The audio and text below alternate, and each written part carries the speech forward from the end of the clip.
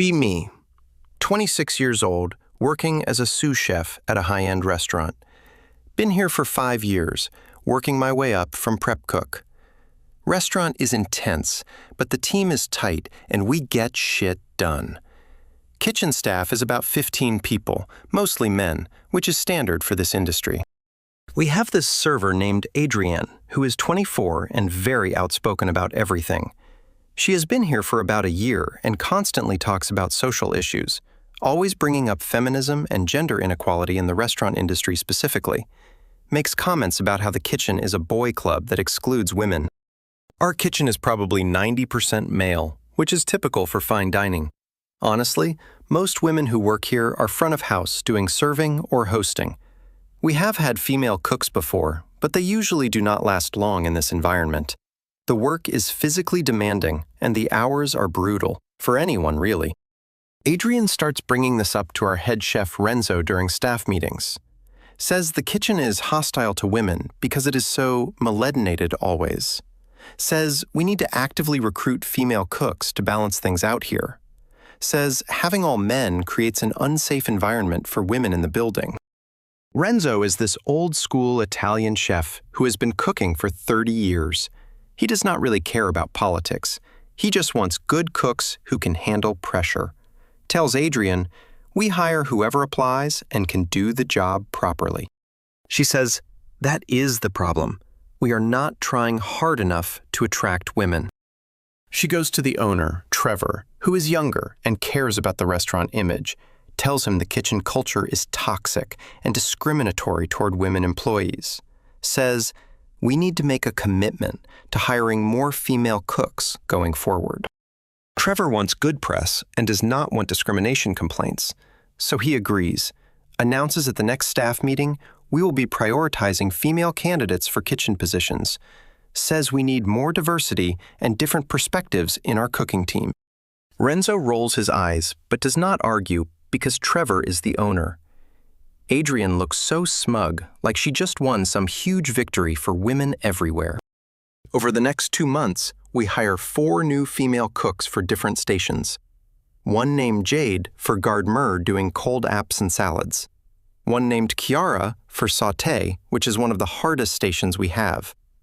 One named Destiny for grill, and one named Damani for prep work. Suddenly, our kitchen goes from 1 woman to 5 women out of 15 total. Adrienne is thrilled and keeps congratulating Trevor on making the kitchen more inclusive. She posts about it on social media, tagging the restaurant about progress being made. Talks about how much better the energy is with more women in the space. Says she finally feels safe and represented at work for once in her life. Notice immediately that Jade and Chiara are struggling hard with the pace we work at. Jade cannot keep up with tickets during dinner rush and falls behind constantly. Chiara burns food regularly and seems overwhelmed by having 6 pans going at once. Destiny on grill is okay, but needs constant supervision from Renzo to stay on track. Try to help them as much as possible without making them feel incompetent or bad. But this kitchen moves fast and there is no time for hand-holding during service. Jade starts crying during a Saturday rush because she got too many orders at once. Chiara snaps at me when I point out she overcooked a steak that needs to be redone. Adrienne sees Jade crying and immediately blames the male cooks for being too harsh. Says we are bullying the women and creating a hostile work environment for them. Calls a meeting with Trevor to discuss how men in the kitchen are treating women. Several of us try to explain that crying during a rush is not acceptable for anyone.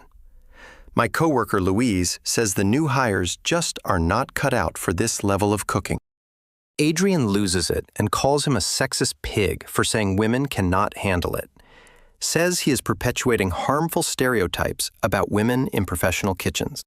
Louise shuts up and does not say anything else because he needs this job. Trevor tries to mediate and says we all need to be more supportive and patient.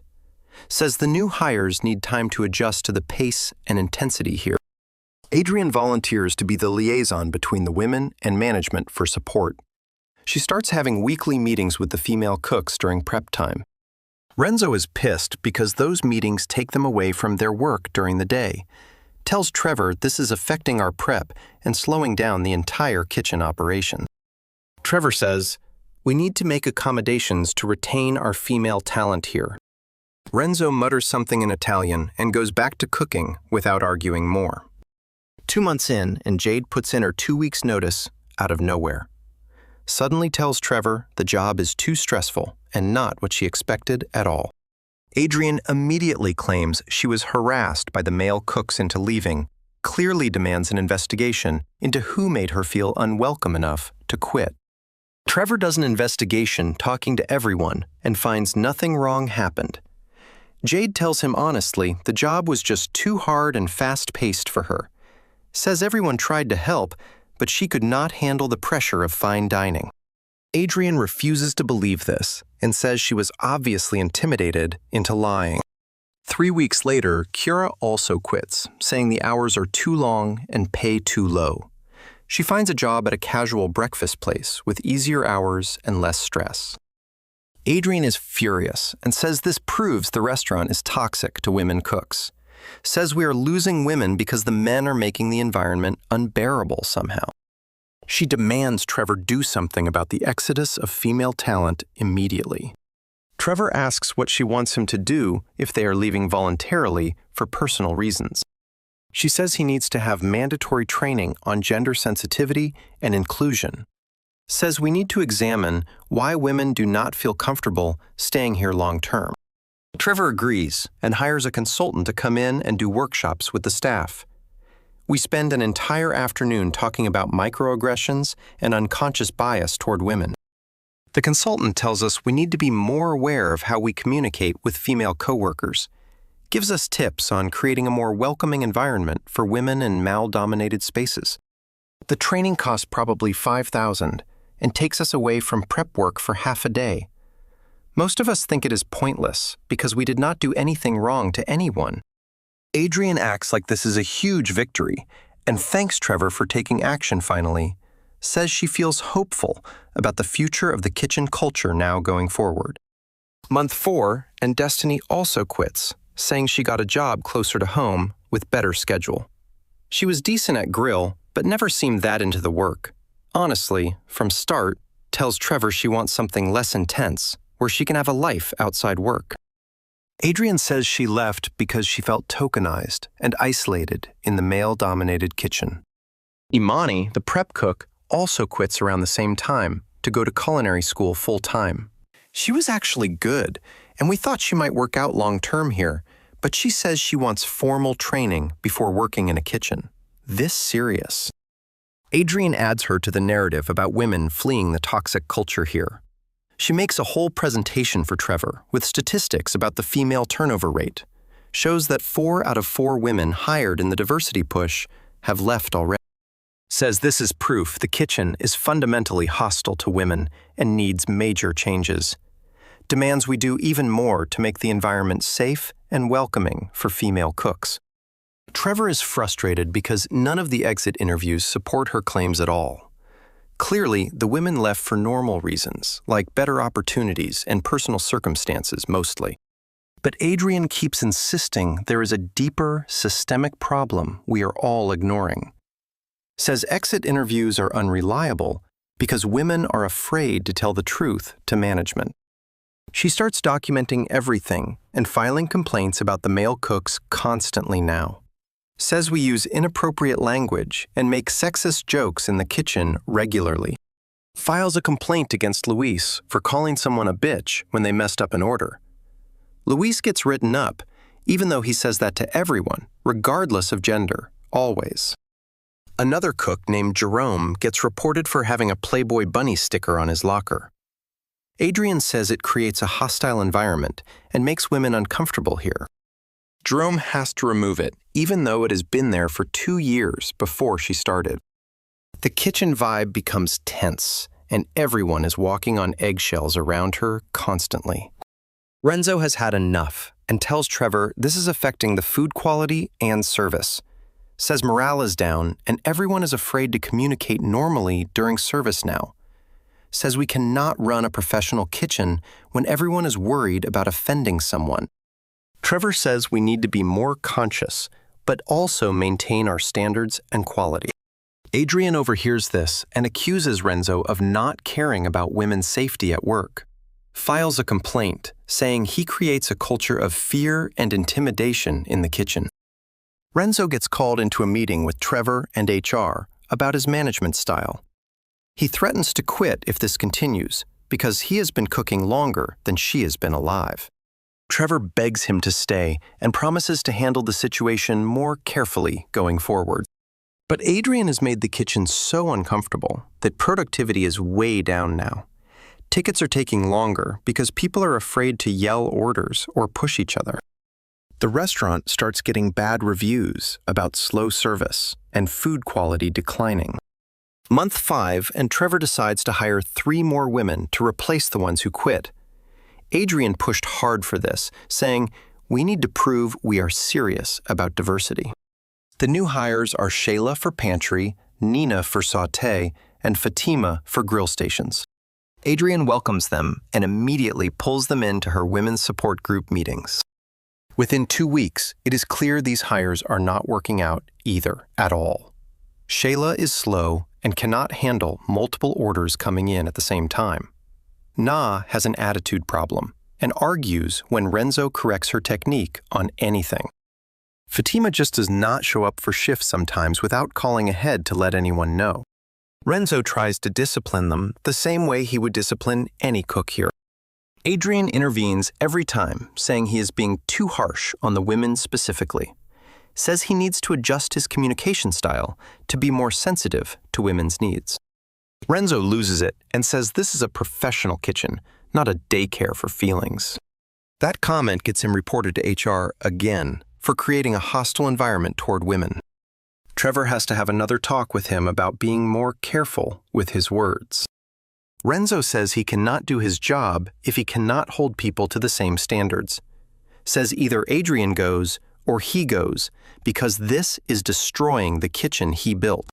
Trevor is in a tough spot because Renzo is essential, but Adrian has threatened legal action. She decides to try to keep both of them and just manage the situation more carefully.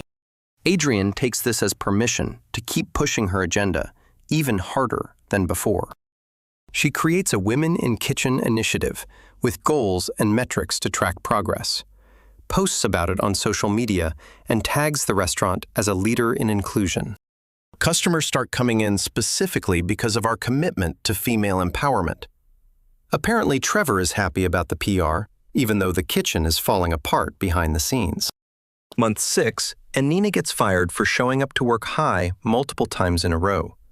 She fails a drug test after Renzo reports her for being impaired during service. Clearly, Adriana claims this is retaliation for Nina speaking up about the toxic male culture, threatens to help Na sue for wrongful termination based on gender discrimination. Fatima quits after getting a written warning for her attendance issues and no-call no-shows. She says the job is not worth the drama, and she can find easier work elsewhere. Shayla also quits, saying Adrian made everything too political and uncomfortable for her. Says she just wanted to cook, not be part of some gender war in the workplace. Adrian has a complete breakdown when she realizes the women are leaving because of her. She cannot blame the male cooks anymore because the feedback is clear from the women. They are saying she made everything about gender when they just wanted to work. One of them tells Trevor directly that Adrian is the problem, not the men. She takes 2 weeks off for mental health after this all comes out publicly. Comes back and tries to say the women have internalized misogyny, making them defend men. Says they have been brainwashed by patriarchy to accept toxic male behavior as normal. Says we need to hire even more women to prove the restaurant is serious about change. Trevor finally tells her, no more diversity mandates, and we hire based on skill only. Says the diversity push failed because we prioritized gender over ability to do the job. Adrian accuses him of being sexist and threatened to sue for discrimination and retaliation.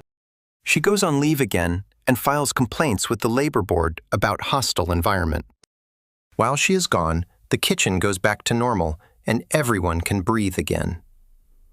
We hire 2 new cooks who happen to be men, and they fit right in immediately. Food quality improves and service speeds up because everyone can communicate normally again. We start getting better reviews and customers stop complaining about slow service times. Adrian comes back after a month and sees the kitchen functioning perfectly without her input. He realizes nobody missed her or her constant complaints about gender dynamics and discrimination. She barely comes to work and spends most shifts on her phone or talking to customers. Her serving performance declines because she is distracted by her activism work all the time. Trevor puts her on a performance plan for not meeting her serving standards anymore. She claims this is retaliation for her advocacy on behalf of women in the restaurant. Threatens legal action, but he has documentation showing she is underperforming at her actual job. She quits before she can be fired and posts a long rant on social media about the restaurant. In her post, she claims the restaurant is toxic to women and hostile environment for females. Says they hired women just to push them out through harassment and discrimination. Clearly says any woman considering working here should avoid it at all costs for their own safety. Several of the women who quit respond, saying that is not true at all. Actually, they explain in comments, they left for normal reasons, not because of the male cooks. Say Adriani made everything about gender when they just wanted to work and cook. Say the men were actually helpful and supportive the whole time they were there.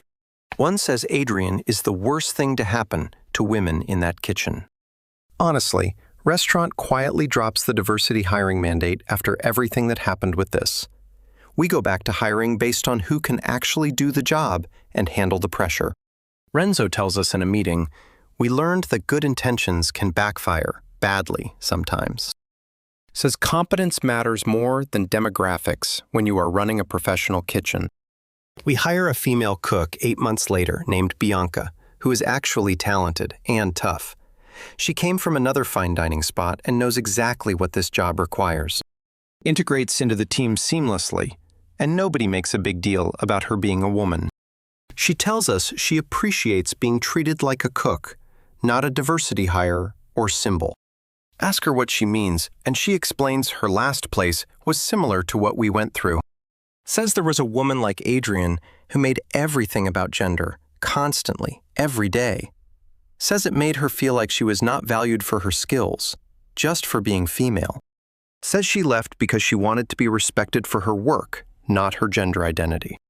One of the guys, Louise, says Adrienne actually made things worse for women trying to work here.